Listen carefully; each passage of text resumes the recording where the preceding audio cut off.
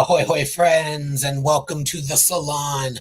Happy New Year. It's 2025. We hope it is off to a wonderful start wherever you happen to be. Thank you for joining us tonight. We are talking about the Holodeck and all of the fun that comes through it and from it and inside of it. We're gonna get into it, but in order to get into it, I have to beam my crew in. But before I do, let me start with my co-host. Trevor, how are you?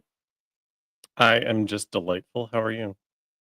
Also delightful. Delighted to be here with such a delightful person, too. I'm delighted that you're delightful and that we're delighted to be delighted for delightful reasons. Thank you for being delighted. I'll send you some champagne to thank you for this moment. Good place reference. Done. Before we beam the rest of the crew up, I wanted to highlight the interview that Trevor and I did with the one and only Lori Ulster. You know her from Trek Movie. She is an author, a writer. She has been in TV production and podcasting. She is a lovely human being. So fun to talk to her about all sorts of things. Her TV experience, her writing experience, the hopes and dreams of who she could hook up with from Trek and write about from Trek. And speaking of one of those things, a clip. So, Lori, Shag, Marry, Kill, Christopher Pike, Cleveland Booker, Gabriel Lorca. Okay, I'm marrying Cleveland Booker, no matter Same. what. So then I guess I would shag Lorca. Which makes it sad that that's what happens to Pike. Wait, is it Anson Mount's Pike? Yes. Wait, if it's Anson Mount, I had the same reaction. At first, I was like, "Wait, why did you cut it there?" And then I'm like, "Oh, wait, it's actually perfect that you cut it there." Like, I love that she's kind of in a state of panic and over like her choices. Wait, yeah. So the full interview will drop on January 13th. We also talk about the wonderful event coming up, Trek Talks. It's the fourth year, I believe, the third or fourth year. Fourth year Trek panels all day long on January 18th. It's John Billingsley, it's Bonnie Gordon, it's panels with writers and actors, producers, a whole bunch of fun folks all day long raising money for the Hollywood Food Coalition, which does a lot of wonderful work feeding folks here in the Hollywood area. Last year, they raised over $100,000. Hopefully, they'll be doing the same this year. It's an excellent organization. The dollar stretches so far. They are able to feed so many people in need. So please give what you can now and before, but also during the event. There's usually a match from a would-be benefactor. In the past, it's been Rod Roddenberry, to be announced this year, but I believe they have a match in store. So lots of fun stuff happening. We'll be talking about it more in the coming weeks. So be on the lookout for that. trektalks.net for more information. And again, when our interview drops, Lori will be talking about it as well. January 13th, that will drop. January 18th is Trek Talks. Speaking of talking about Trek, should we talk about holograms? But before we do, should we beam in our holographic crew? Or their holographic replacements, yes. Let's do it. Let's start with Joanne. Joanne, my dear, how are you? Happy New Year, bitches. I'm good. Happy New Year to you as well. Let's bring in Krista. Krista, Happy New Year. How are you? I am delightful. You are delightful. Wow. Left my ass in the transporter buffer. You bitches. Gonna start the show and leave us all back there. Oh, it's my show. Oh, where would you be without us? You'd be nothing without me. This is 1,000% correct. Don't tell him that the emergency holographic panelist is actually in the shape and form of Will. Oh, that's true. Yeah, to learn that the emergency command homosexual. Yeah, I'm just putting everybody in their proper station for the bridge crew. Krista over in the bar. I'm I and coffee, so I'm seeking balance. Namaste, Diva. What an interesting place to go to seek balance. Wine, caffeine, one stimulant for another. Love. I'm actually on pills right now as well. It's been a trying holiday. As opposed to when you're not. Listen, I'm bitch, joking. it's not an everyday thing. I'm just teasing. I'm just Everyday teasing. thing. But sometimes I do Hey. overindulge. Baby needs her candy. Yeah, I get it. Baby needs her candy, and I gotta deal with the beans. I mean, come Party on. mix. Party mix. Uppers, downers, and candy corn. Yeah, mamas need some sugar sometimes. And yes, Karen Walker knew what she was doing. Don't tell her Got a doctor sparkle. she's trying to get off sugar. Y'all, we're going to talk about the holodeck today. Before we do, a quick reminder, please like and subscribe in all of the places. We are at Salon Trek, everywhere you might find us. Twitter, Bluesky, Patreon, Salon, Spotify, and YouTube. We just put out a poll on our Patreon. It's free to participate, but the bonus content that you're voting on is for our $5 supporters. Thank you for helping defray the costs of the salon. We have 3 of our saloners' comfort episodes up for commentary debate, plus the fan film edit of the Star Trek The Next Generation porn parody with the porn scenes cut. It is available on YouTube. It is amazing. Whether it wins or not, we will be discussing it at some point. A bunch of prudes have voted for other things so far, but go over to Patreon. You can vote for free. Not that I have a favorite that I want to win, but any of them would be delightful. Trevor, you have a pen raised. Just a question. Since we're doing the cut version, are we also going to do the uncut? We're doing the circumcised version. I'm just asking. Well, technically, the one without the porn is the cut version. So the one with the porn would be the uncut. Right. So, I mean. And some of them prove it. Damn it! Is the wrong problematic gay alert.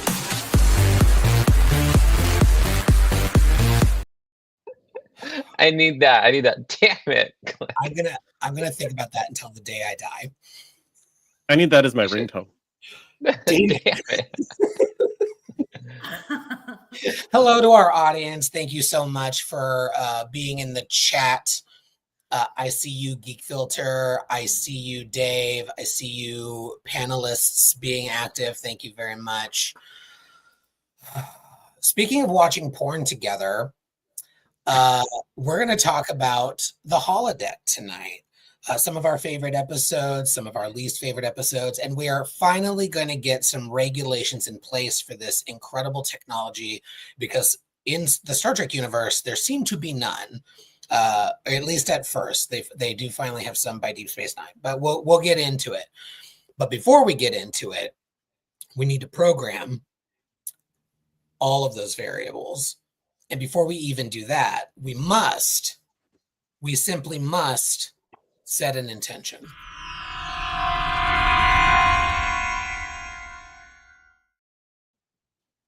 Indeed, we must. So to set an intention tonight, I thought it would be fun if we went around the room and answered one simple question, which is, what series regular character has the most problematic or inappropriate holodeck habit / program history / whatever they're doing in there? And as always, I will start us off just by saying I don't know if it's this person. I just hope that it's Travis Mayweather. And my reason for that is button worthy, so just push it. Problematic gay alert.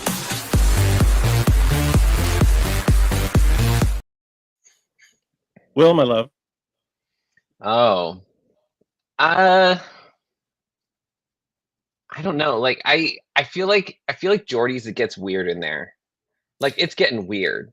Like something's going on there. I'm like that. It's like oh baby, let's sign you up for like maybe like a nice softball league or something. Like something's going on in there. Like it's gross. Like someone's going in there and wiping down the walls. Like it's gross after that. Just saying. I know it has to be weird. Love you, LeVar.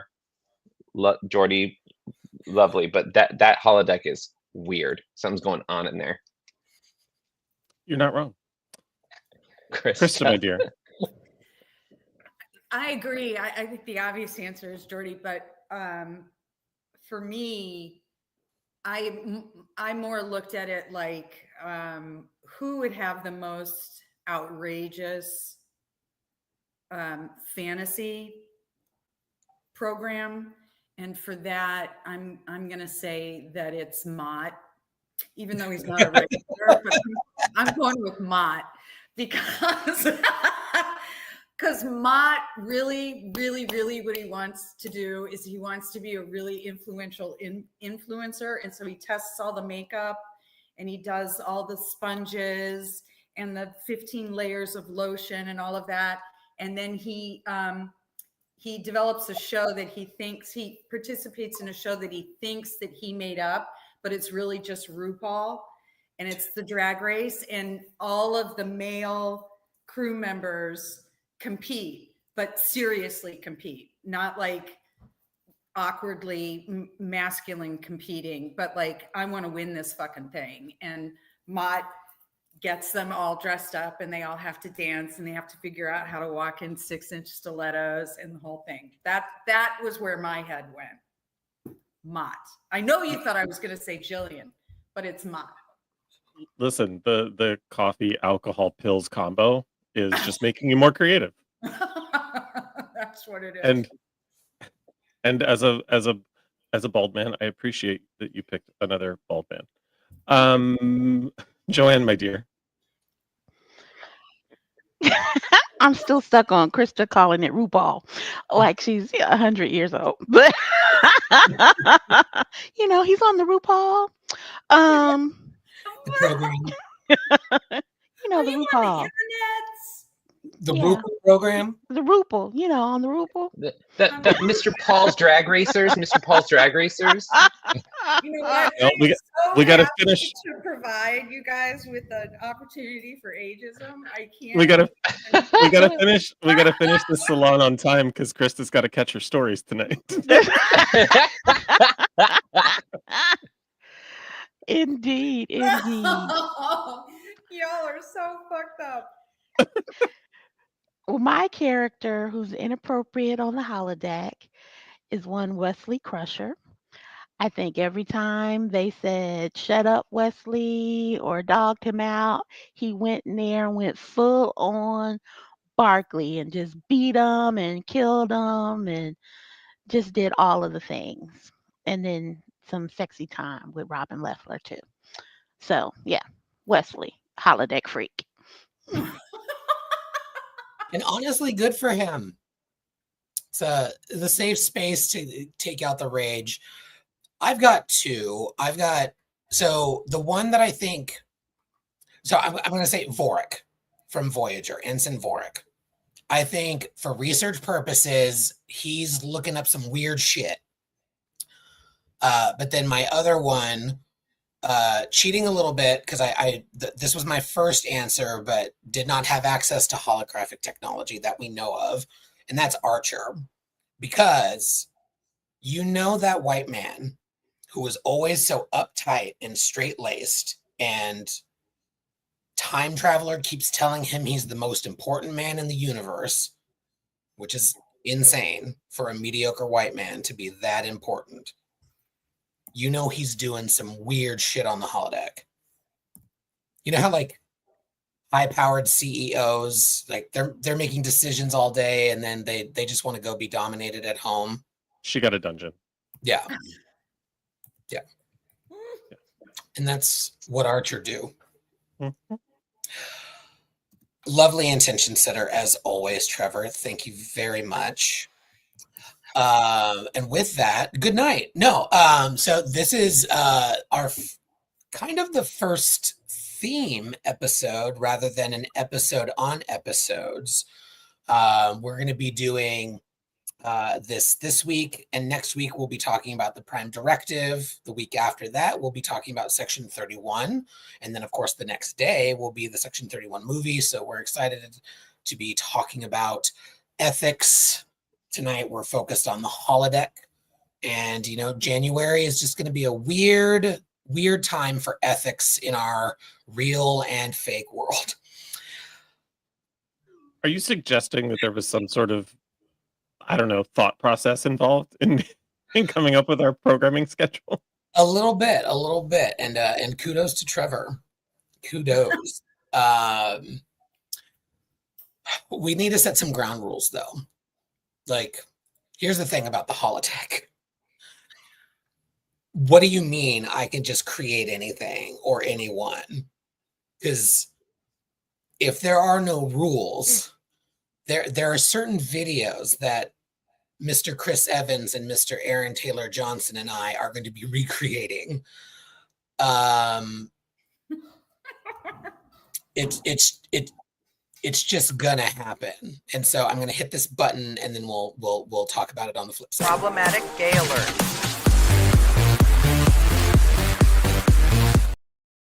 They are so fucking hot, and look at Chris just hugging his tit. Oh God. It shouldn't be allowed, right? Like, we see, and we'll be talking about this, obviously, the Barkley of it all. In TNG, Deanna Troi, counselor extraordinaire, does say it's extremely odd that you would do this. My thing is, it shouldn't be allowed, which reminds me, I saw something on Instagram earlier today from the LA Times. There are a couple of new laws coming into play here in California. One of many reasons why I will probably never move from California is we have a decent government. Plenty more they could be doing, for sure, particularly on housing and the cost of living. But anyway, number one, deep fakes with sexually explicit imagery will be banned. So they've expanded the revenge porn law to prohibit unauthorized distribution, artificially created, sexually explicit images of a real person. So none of that ATJ and CE for me. And actors are protected from artificial intelligence imitation. So new laws protecting folks in that regard. It's a very interesting time with AI being such a prominent discussion in the culture right now. The 90s, we have this holographic technology, and like, what do you mean you can you can create your coworkers on the holodeck?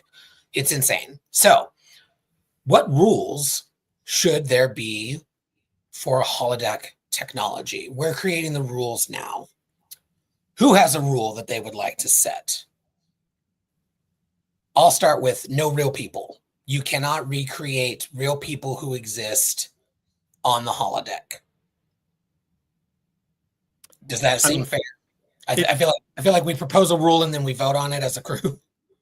It feels very fair, but before we vote on it or before we go on with I do think there's one of the reasons why there aren't any rules and why we're even having to make the rules is the ridiculous Roddenberry of it all, of humanity will just evolve to the point where rules aren't necessary. By the way, here's a list of rules for everything else that involves any other plot point other than potential fantasy life. It's a little too, I mean, first of all, what's that? Two nacelles. And how dare they have a one nacelle ship? Odd numbered command chairs. Anyway, it feels very the thought process behind evolving to a point where you don't need rules is problematic in and of itself. Yeah, because it's indicative of I don't like having rules put upon me. So I'm when it comes to what is and isn't appropriate in my interactions with others. So I'm going to make up a world where no one needs to have rules put upon. It's bad. It's just bad. But yes, I 1,000% agree that no real people is a perfectly legitimate rule, and I'm on board. All those in favor? I'll say it's a little broad. Right. It's a little, yeah, it's a little broad because it's okay, so no people you may know. Okay, so It would be like I think it's situational. So if it's like if you're doing something that's more explicit, like what Barkley was doing, where it was like inappropriate that he was putting his coworkers in these situations, but maybe he was using it to like for some type of therapeutic, so he was like having arguments with them that he wouldn't necessarily have with them outside or whatever, or some other type of thing. Like I could see you doing it where you're like, I want to have a conversation with someone, like I'm trying to break up with my boyfriend. So like I create a holodeck thing where I'm talking to them about a problem that maybe this was uncomfortable for me to talk to them initially, and then I go talk to them later. So I think it's more situational, where it's like you can't use them for like explicit things that are like that would be considered exploitative. Like it would be hard to like say not real people when you're using it for like training purposes, or you're using it for other things. Like it would be hard to like really cut that. That's pretty broad, I would say. But I would say that it's circumstantial. Like it's really comes down to the context in which you're using the people around you. And I think that's where Barkley comes, like his stuff kind of runs into being weird and inappropriate, is because he was using his coworkers and it was like exploitative. It was like, it was weird. It was like contextual more than it was like the person itself.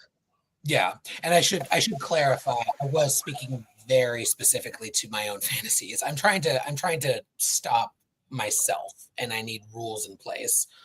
But yes, situational. That it absolutely. Training programs, having a conversation, certainly.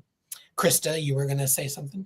Well, I was just going to say, I have much more baser reasons for it to not be quite so broad. And that is, if you're, in Starfleet and your spouse is in Starfleet and you're not on the same ship, it should be perfectly acceptable to holodeck sex with your spouse or with not your spouse. I'm just saying the whole point of holodeck.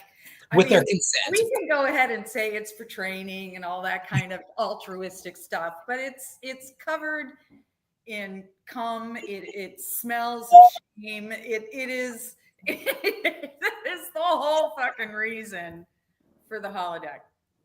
I mean, some of those people are going to be on that ship for 5 years. They're not meeting people. Like, not every ship has 1,000 people to be part of the dating pool. I have a yes and. Yeah. So not only the long distance situation or separation for one reason or another, but also I'm reminded of the line from The West Wing where, isn't it nice when we can do something good for hookers once in a while? But seriously, sex workers, like if you are consenting to yourself being used for sexual purposes, that seems fair. Yeah. And even if you're a real person, like why would you not have that autonomy and the ability to make that decision? Yeah. They have those clone-a-willies. I'm just saying the whole Hugh Hefner of it all, right? What Johannes Wesley doesn't want to go skipping through the Playboy Mansion? The Playboy Mansion, like the Playboy. RuPaul. Like the RuPaul. Yeah. The RuPaul.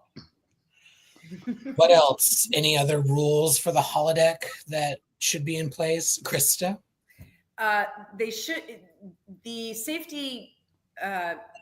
safety protocols should not be allowed to be entirely eliminated. Like it shouldn't go so far down that you actually are irresponsible at risk. Yeah. Yeah, it does seem like there's a real issue with the programming and like not having much of a safety net. I know it's like story-wise, it makes more sense. Like because you how many episodes we have where the holodeck and like, oh no, the safeties are off and now the weapons are real. Like you lose kind of it for storytelling. You have to have that sense of danger. But if we were to actually have a real holodeck, there would probably be a trigger in place if something happened to the safeties, the thing would just shut off. Or it's just like, oh, it's done. It just turns off automatically. Like, so people don't get set. Yeah. And it's like, the safety protocols are just, it's kind of as needed, but having something that you could eliminate them entirely without it needing like other people's approval or like other things or like a second signature seems fucking crazy. And and then we eventually get ships that have hollow emitters throughout the whole thing. So it's like, what are you gonna do? You're gonna have fucking pirates run around your ship with guns that work? Like, that's absolutely insane. That there's no like safety emergency shut off where like it just goes, oh no, it just cuts the whole power or something. Like it doesn't make any sense. From Voyager, like in the Next Generation, Data clearly says, I needed a second officer to turn this off. Mhm. But then twice in Voyager, B'Elanna and Seven, and like I believe those two bitches would get around the rules, but it was so quick. I remember that there's an episode where the power was off, yet the holodeck was still working, but in the dark, and 7 of 9 was able to quickly say, computer, disable safety protocols and use a Captain Proton ray gun. Like, this cannot be just the plot device, like, is insane. Good rule. Safety protocols always. Anyone else? Any other rules? I don't think you should be able. I don't think you should be able. I don't think you should be able to recreate Mark Twain. Oh, No twining. yeah. No more twining at all. Sorry, Sohail. No more rehabilitating racists.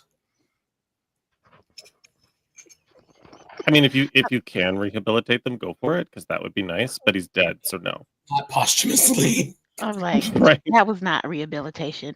And this is going to be my one negative Lower Decks comment this week. But all of these problems are a result of Lower Deck. Like, all of these concerns came up because Lower Decks took it there.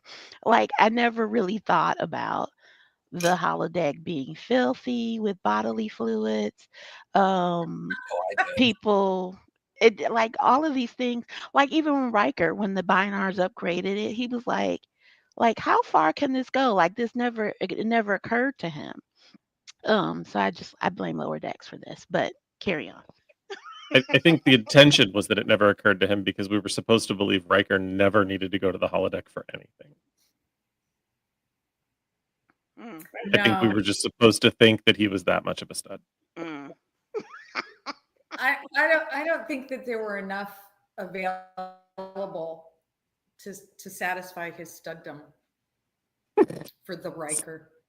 Studdom. This is gross. Oh, gross. This gross. He's just like, it's like, I know when it's not the real thing. Like, it's one of those things. Like, it doesn't work for me. Oh, yeah. Same with the replicator, and like the replicated food just doesn't taste the same. I'm like, well, then fix it. Yeah. Well, isn't it also kind of dangerous to have an apparatus on a ship that the Binars can come in and co-opt?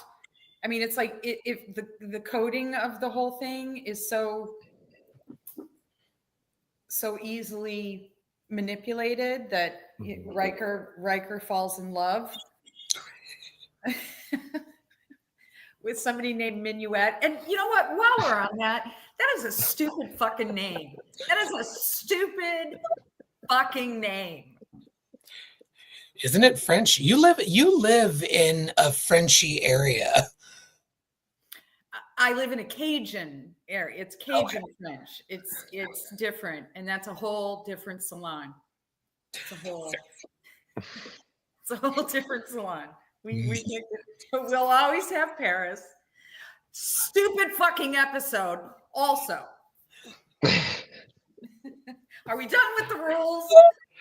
We might be. I was going to add one other just from the safety protocol thing. It makes no sense to me that if you call for the program to end while you're sitting down, that you just fall. Like the chair should stay. right? Like So- It's true. What if they're like, program end, and then you're like float in midair, and you like just land. Like it should like.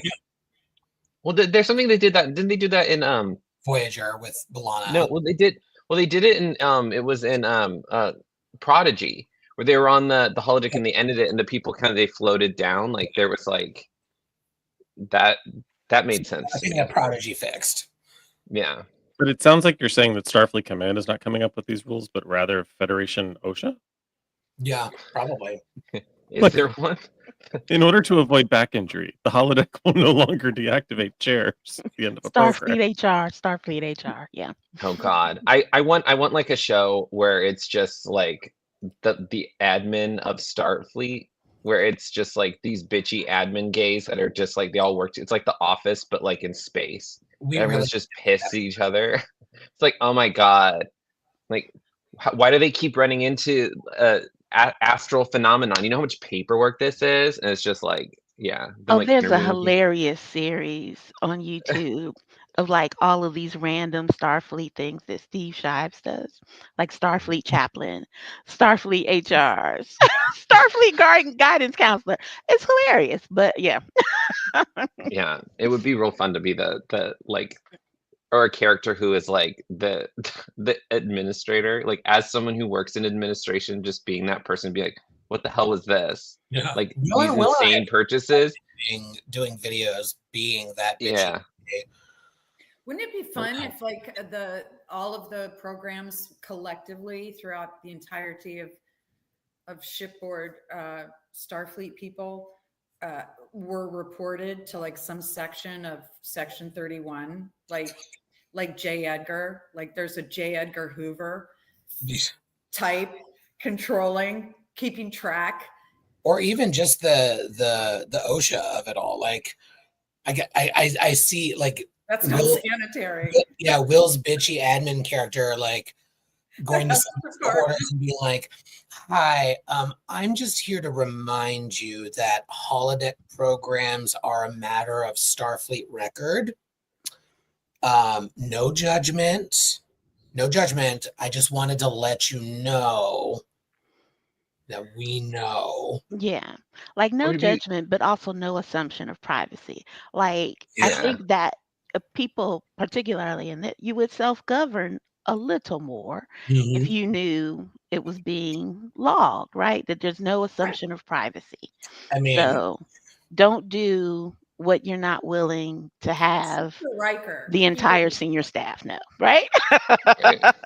But should there be privacy? Like what? Like, are we creating a whole other salon by me asking the question of like, should there be privacy in, like, realistically?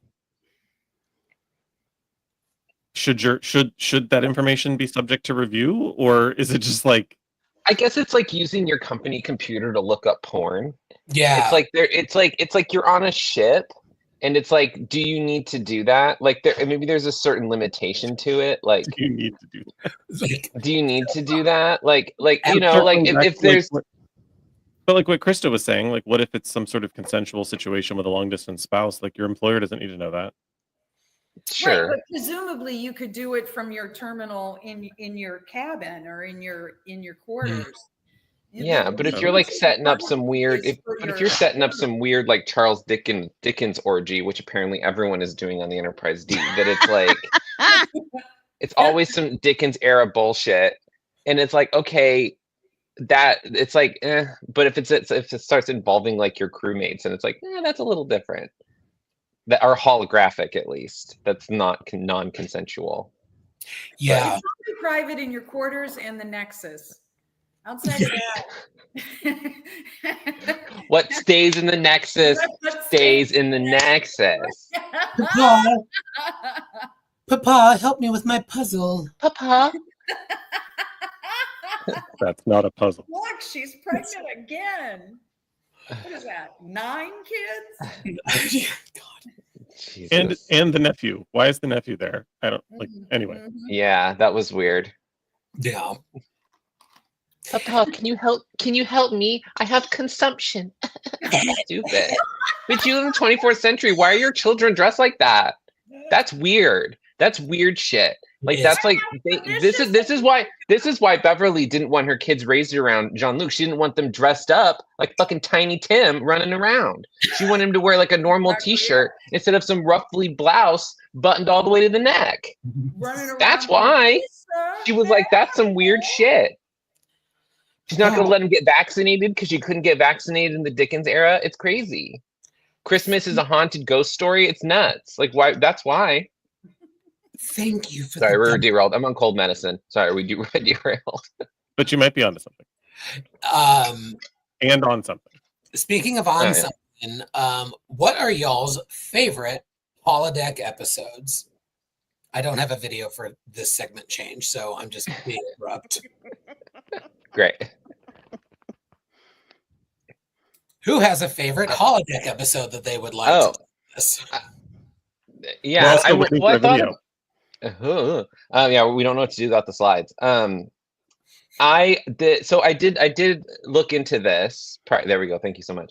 And it was like holodeck episodes, and I looked through them, and I was like, oh, most of these are terrible. But the one I liked is the one from Lower Decks. Excretus? Yeah, they're the top. That was really funny. Yeah. That one was really funny. And then also, I think the best one. The best one is probably the one with Nog, that There's No Paper Moon, I think is the best one that they've used. Because it felt like the DS9 got the idea of the holodeck right, where it was like, like people were using it for entertainment. It was like decompression from the war. Like that was like the time that they kind of got it right. Mm-hmm. And then it gets murky in Voyager because it's like the Doctor becomes a person. So it's like, well, now shouldn't all the you turning off the holodeck now takes the agency from these people? I don't know. We didn't get into that and to dig into those weeds because it gets a little crazy. But yeah, no, I think that the one from Lower Decks, that one was the most fun, I think. Joanne, you were going to share your favorite? So I like Elementary Dear Data. Like I think that was the first one that kind of created some quandaries for the universe.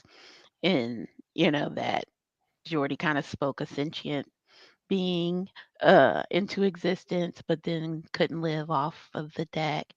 And I just loved him being enamored with Dr. Pulaski and feeding her crumpets and like, you know what I mean? He was just like putting the move on her and was very taken with her. I don't know. I thought it was very charming. She was great in that episode too. Like she wasn't an overt cunt to Data, but she was like, bitch, you can't do this. And then she was great with Moriarty. She was like, what's that? Like she played dumb. It was great. Yeah. It's one of the few episodes where Pulaski actually was a great Starfleet officer as opposed to a physician. Like she's portrayed as a great physician, whatever, but she was a really good officer in that episode. Absolutely. So yeah, that's probably my favorite. But I also like, this was one of those, I guess, holodeck adjacent, but it's just one of my favorite episodes is the Defector. But who takes him there? Data takes the guy there and he's just like, oh wait, I know this place. And he was like, turn this shit off. This is not my home. And it was very moving and just that. But it also I think raises a good question. Like sometimes it's not helpful. Well, that's what we're talking about, right? That it's not helpful to some people in some situations and circumstances to be able to pull out. You never know what's going to trigger somebody or make you think you're helping, kind of like with Esri and Garrick when he was claustrophobic, and it's not always a helpful, fun environment. So I liked that moment too. I thought it was very powerful. I'm a big fan of 11001001. It's first of all, it's a weird ass title, which is great. And the binars are there's problems with the binars in terms of just like they don't make sense. But we can have that whole discussion on another salon. The use of the holodeck to trap someone, like the holodeck didn't malfunction; it was a trap. And that was something that hasn't really been done again, really. I mean, I guess Moriarty technically traps Picard and Barclay in the holodeck again at some point in, I don't remember the name of that episode, Ship in a Bottle. I don't know where that came from. But as by Aaron. Oh, Stephanie Beacham, Sequest. Lovely. But using the holodeck as a trap was a really cool concept and wasn't really done quite in that way again. And then there was another one that was I guess technically it's a holodeck episode, Future Imperfect. I love that episode. Didn't necessarily see every twist until, back then they pretty much gave you the entire episode in the preview. So the next time on Star Trek: The Next Generation, they kind of told you the whole story in 30 seconds. But I had apparently missed it the week before, but then caught it right before the episode. And I was like, wait a minute, we haven't seen that scene from the preview yet. But a well-crafted episode and a good use of holo technology. Krista, do you have a favorite? I sort of like, is schisms or schisms, the schisms? Is that the? Are you having a schism? They're all being kidnapped in their sleep, but they go to the holodeck to figure out the table. Yes, I love that scene so much when they're like, make it a table, and then it's like the most wonky ass thing ever. Like, but it's like a real constructive use of the. It's erase that, now do this, erase that, now do this, and it was a really kind of a constructive use of a facility available to them to get to the end of what they needed to get to, instead of just sex party. But also the episode is interesting because that's the one where they like levitate and just float, and they have their body parts taken and stuff. It's like, I just love that episode altogether. But like that episode to me shows me is like the internet to me. There's good, but with every good, there's something negative and bad about the internet that contributes to society. So it contributes good, but it also contributes bad. The holodeck contributes good, such as in this case, but also it can be negative. And I think probably I'm looking at it from a female point of view. It doesn't feel like a particularly safe thing to play with, because it seems like it's a easily exploitable utility on the ship. So like it doesn't feel really safe, and that can be the negative part. Given Geordi, given Barclay, those kinds of things. It's safe, but it's not safe if you know about it. Let's put it that way. Like if you walk in and the peace of tranquility. Can I go on a schisms rant for 1 second? Sure. Like, Riker's arm was removed and reattached. Yeah. Why? Yeah. Like, that was terrifying that he didn't know it was done, but what the hell is it for? Like, they're just like, hey, we can travel interdimensionally. I wonder if we could reattach a limb from a human. Like, I'm pretty sure you can. You don't need to try that. Like, what's the purpose? Very briefly, because we're not going to get in trouble if it's brief, but very briefly, I just want to share this. It is my favorite moment. It makes me think, AI is not that anything to be worried about. Just real quick. Made of wood. It was smoother, more metallic. You can make this a metal table. I'm sorry. Yeah. That is not a table. That looks like something out of the movie Star 80. It was a table, and then Worf made it an inclined thing, still table-esque. Then computer, make this a metal table, fully not a table. It's like insane. The holodeck is insane. Make it a metal table, and it turns into like a thing you use to slice lunch meat at the grocery store. Like, what? What did they call those things that the kids used to get for Christmas? It was like Girl, I have no idea Never mind. It was when I lived on the little house on the prairie. Just You're never. back It was a in hoop my in a day. Shoulders and uterus were resting in the other room. Just, you I know, had to carve my alien table out of soap. We would After I walked 5 miles in the snow. roll a hoop and try to throw a stick through it. if you'll pardon me, I need to go change my diaper. I think Aaron's right though. I think it was Erector set. Thank you. Thank you, Greek filter. Thank you. Erector set. Do you have actually hit the button? Erector set. Set of balls. Oh God. Erector. You couldn't say it because you were thinking of the other thing, weren't you? Yeah. God. I'm always thinking of the other thing. Oh. I'm not much different from Stan. Okay. You thirsty bitch. In the arms of the angel. Well, my favorite holodeck episode. I truly and unironically love Bride of Chaotica. I think Kate Mulgrew goes full ham, has the time of her life, has said as such in interviews. When she gets shot with that ray gun and the safety protocols are on, just, you're no match for Chaotica. Oh God. Or for Arachnia. So good. So good. Voyager overused the holodeck, but Bride of Chaotica was super fun. Krista, that's one you can look forward to during Voyager Thumb Wars. Oh, yes. There we have it. Because I'm like, oh, that sounds like fun. It's incredible. In my head, I'm thinking Bride of Frankenstein. Kind of. You may remember from watching Prodigy when Janeway goes to her ready room. Amongst her trinkets, there's a spider thing in a whatever. It was part of her costume in that episode, or a cartoon recreation of that prop from that episode.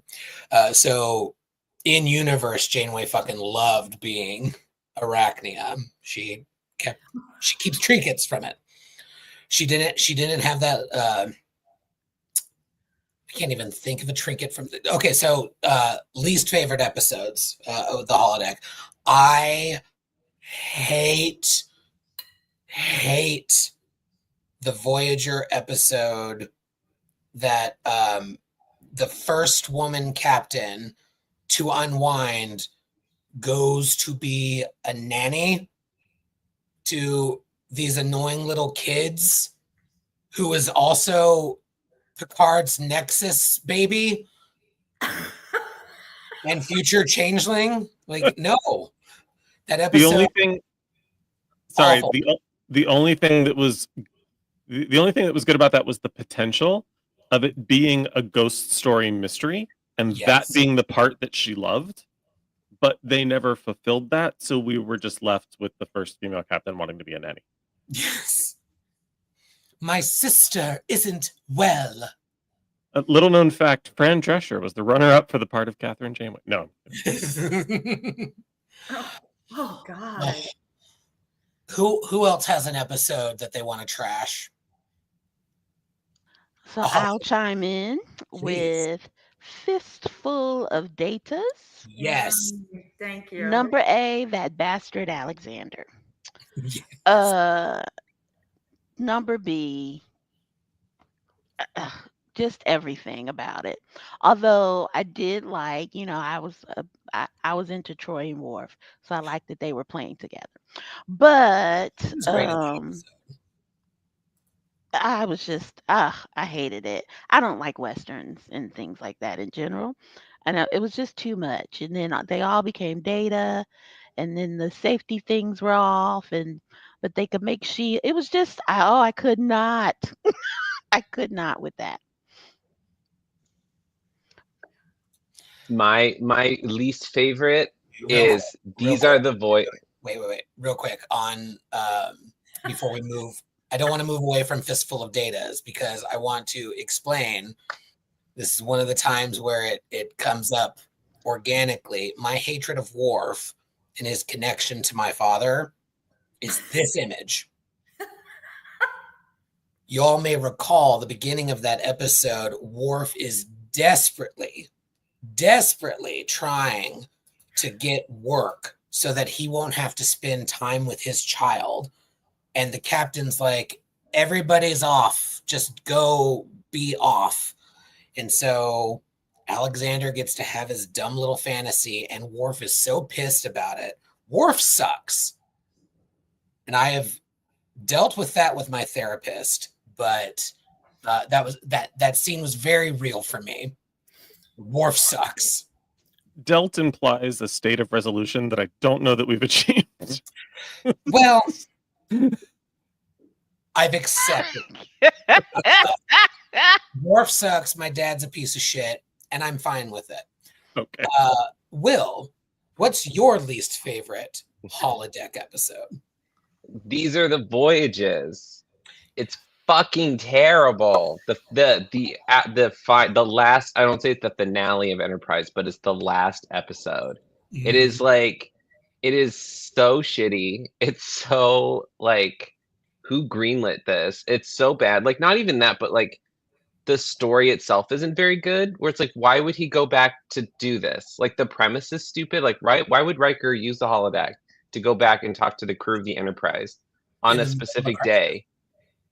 It was like, oh, you did this because you could. And it was just a bad episode. Like I think that when I think of like bad holodeck episodes, I think of that one. And then the Janeway one's pretty bad. And then wait, what Janeway one? When she was the governess. And then I also, and I'm going to be vulnerable yet brave here, I really didn't like the two-parter, The Killing Fields from Voyager with the Hirogen. I wasn't a huge fan of it because like the conceit of it was really interesting. I just felt like the episode it didn't need to be a two-parter. It was like, oh, like it for some reason it never really landed in a substantial way. I don't know. It never resonated with me. But yeah, these are the voyages. Fucking worst. Terrible. I still maintain that episode would not be so bad if it weren't the finale. I think if it had, like, I agree, it makes no sense. But if it had come 2 episodes earlier, and we're seeing future Enterprise from this perspective, it like, because in the 4th season they did some 1 and 3 off randomness. I think that would have made the previous 2 episodes more powerful. The RoboCop being a racist. Yeah. Yeah, it was bad. Yeah. Bad. Yeah. I don't think it even would have worked. Like, maybe, I guess if you were doing like it's like a weird one-off episode, I guess it might work out of context, but it just was bad. I was like, this is just stupid. And then it doesn't make any sense. Even like the conceit of it doesn't make any sense, because why would he go for an event that like that doesn't really hold a parallel? Like oh, Trip did this thing and then that happened and now he's gonna go talk to Picard. Now he's the confidence go talk to Picard, and like, what? Like it doesn't make any sense. I was like, it even as an episode, I remember watching it being like, this doesn't make any sense. Like it makes no sense. Yeah. But yeah, none. It doesn't. It's just it's just bad. But anyway. I was just super excited to hear you mention The Killing Game, because it's my least favorite holodeck episode, because it feels like a 12-year-old comic book fan wrote it. Like how do we, what do you mean the whole crew thinks they're in the holodeck? Well, there's these like neural things that like make them forget who they, okay, cool. But how do you get 140 people in 2 holodecks? Well, they just expanded the holodeck to like the whole ship. And like it just keeps getting worse and worse. And like to the point where there's like, well, how are we going to actually damage the ship with, oh, well, we turn off the safeties and there's like cannons going off and it's blowing holes in the holodeck. Like it is so contrived and ridiculous that it just falls apart. Like I feel like the entire 2-parter was written because somebody wanted to recreate some sort of like, how do we make how do we get 7 of 9 as a member of the French Resistance?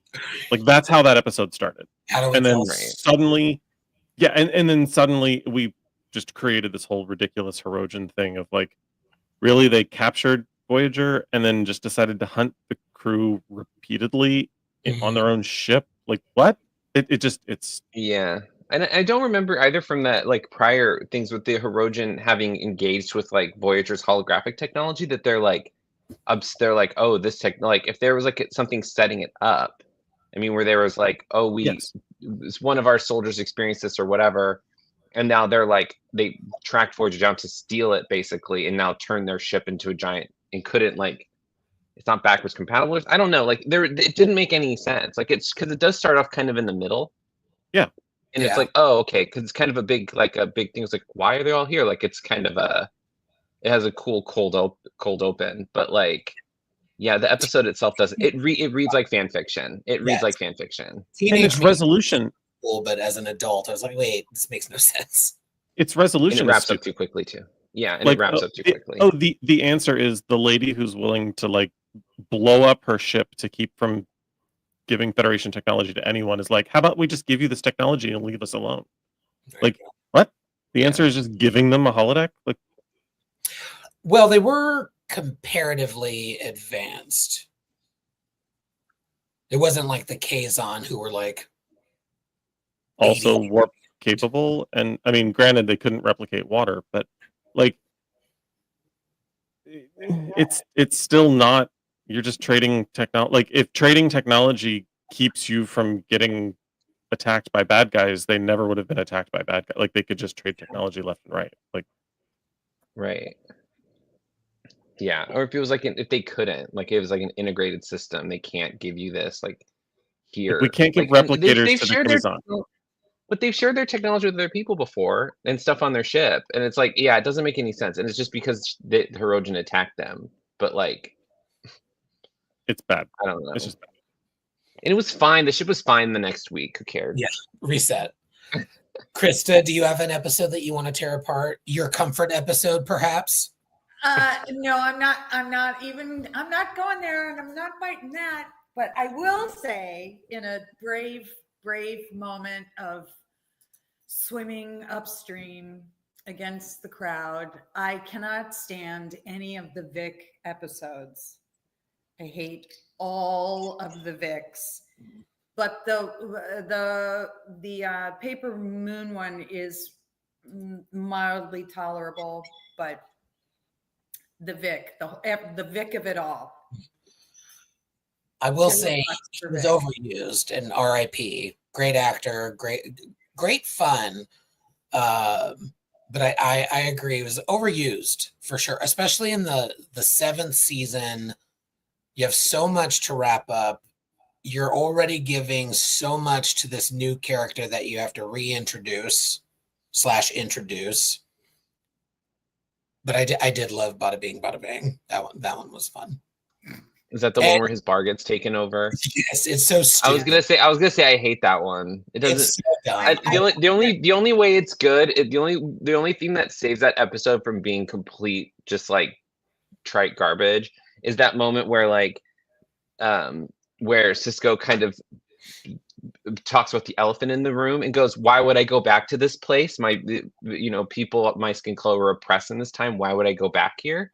And was just like, yeah, fair point. Why would you participate in this fantasy when it wasn't good for like the context of it? I wouldn't participate in that.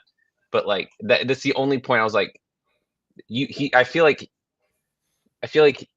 just that he was like, you're putting this line in. Like there was like a moment where he was like, I need this moment in the script to participate in this, because it is kind of an elephant in the room where he's like, I'm setting aside centuries of like racial injustice to go participate in your little bar that if this existed in that time and I was there would not be allowed in. And it's like, thank you, like a reality check for that. It was Avery speaking, not Benjamin. Yeah, that was Avery Brooks. Yeah. Who's going, I need this line. It was probably improv. It was like, why the fuck would I do that? Like, yes. Like, give me something. Yes. I liked Cassidy in that episode too, her reasoning behind it. But that also reminded me, I can't believe I didn't say this earlier, but my other favorite, another cheesy, it's probably not great, but I love our man Bashir. I love that silly little episode. Is that the one where he's like 007-esque? Yes, exactly. That is kind of a fun one. I love it. I love that Garrick is there just to poke fun at him. I like they throw in holodeck malfunctioning, random space adventure bullshit. Their consciousness is in there. Fucking Nana Visitor, the gem that she is, that accent was fucking insane. Are you some kind of anarchist? So good. Colonel. God, she's so good. And then fucking when they wake up in the secret lair or whatever, and Garrick immediately says, another decorator's nightmare. The situation couldn't be more serious. They got put under by Worf blowing go to sleep smoke out of a fucking cigar after losing Baccarat. The number of times that's happened to me in a casino, I can't even tell you. I love that episode. Oh God, it's so good. And like Bashir's being a creep, but like in a way that makes sense and is appropriate. Well, his boyfriend's there. It's fine. Yes. His boyfriend was decorating one of the There's some kind of the layers. anarchist. Oh, friends. Ah. Any other holodeck thoughts before we wrap up? Trevor, would you like to give us the tallies? I will be happy to. There were 3 problematic gay alerts. There was 1 problematic ally alert. Nicely done, ladies. I gave Stan 70 bonus points for Clone a Willy references, but then I took away 69 bonus points for pushing the wrong button. Fair. You think that would leave you with a balance of 1, but you actually have a rolling balance of -1, so congrats, you're at 0. I'll take it. 500 bonus points to Krista for mucking around with Mott. 1,200 bonus points to Will for being on something and onto something tonight. And last but not least, 60,000 bonus points to Joanne for reading Alexander Rozhenko like a first-round eliminated queen on the RuPauls. On the RuPauls. Every version of him sucked. You better work. Y'all, this has been delightful as always. Thank you for joining us here in this new year, talking about new things. While we wait for new Star Trek to come to us, we'll be doing themed episodes a lot this year. Hopefully not too much. Hopefully we'll get Strange New World Season 3 sooner than later, and maybe even the first season of Academy, though that is more likely 2026, but maybe later in the year. But we will be here talking about all things Star Trek. We'll be back next week talking about the Prime Directive. We'll be highlighting some episodes where that mess happens, and it's going to be a lot of fun to talk about because I have thoughts about the Prime Directive. So you won't want to miss that. Like and subscribe anywhere and everywhere we are at Salon Trek. Thank you all very much for being with us. We will see you next week. Thank you so much, and live long and prosper. All hands abandon ship. Proceed to the nearest evacuation zone immediately.